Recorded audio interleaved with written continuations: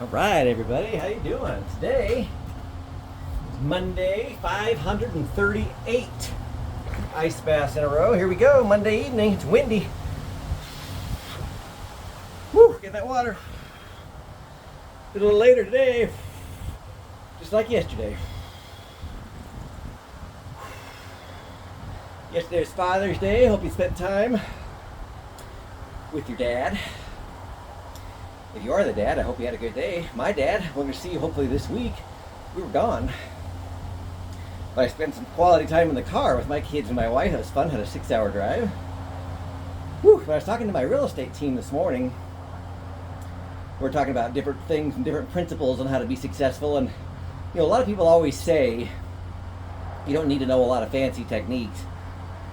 The one thing you need to be is consistent. And that is so true in so many walks of life. But it's kind of like you don't need to be really skilled at a lot of things, but you just need consistency. Well, consistency is a skill. That is something that people need to develop. Most people are not naturally consistent, especially with doing hard things. You have to push yourself. It's very difficult.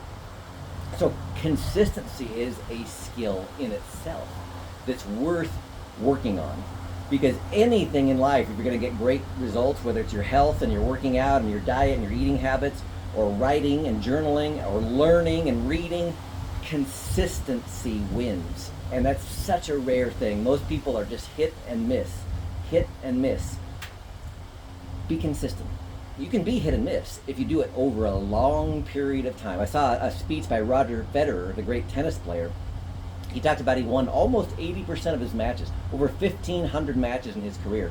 He won almost 80%. But if you look at it point by point, he only won 54% of all the points. 54%. You guys heard me say this just a couple weeks ago. You don't have to be perfect. I mean, our education system really sort of sets that bar and indoctrinates us that you have to be almost perfect. You know, you have to get a 90% or above to get an A, or 92 in some places to get an A. And if you don't get A's, you're not going to get in the best schools and get the best jobs and have the best career. I think we all know now that that's just a bunch of crap. That's not true. All you need is 51%. Roger Federer had 54%, and he made hundreds of millions of dollars as one of the best tennis players in the history of the sport. 54% of the points he won.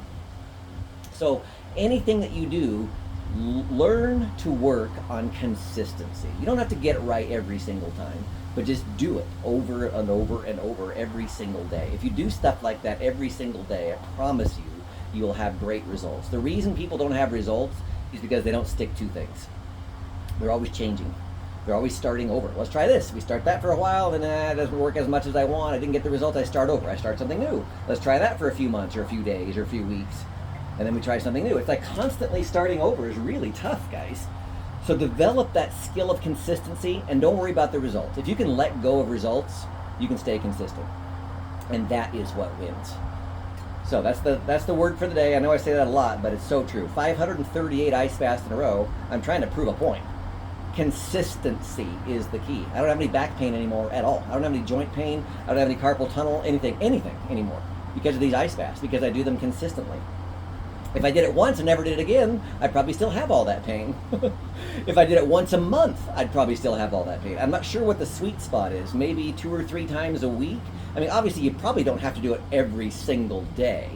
But I'm trying to prove a point, and I'm trying to push myself to do things difficult because that transfers to other areas of my life. If you can consistently do things you don't want to do every day, eventually you'll get so good at it, it'll be easy. People say, well, it's easy for you. Yeah, it is easy for me, because I went through all the work to get there, right? If you talk to a non-smoker, you say, well, it's easy for you not to smoke. Yeah, it is easy for a non-smoker not to smoke. That's their identity. They created a habit system over many years to yeah, I don't smoke cigarettes. So you could say, well, somebody who smokes cigarettes and has a hard time quitting might look and say, wow, they're jealous, they're envious. It's easy for you not to smoke. And the non-smoker would say what? Yeah, it is easy for me not to smoke. You might say, well, it's easy for you, Rick, to be successful at certain things. Yeah, it is. Because I've developed those habits and those skills consistently over a long period of time. That's the key, guys. All right, I'm going to get out of here. 538 in a row. I'll see you tomorrow. You know the drill. Have a great day. Woo!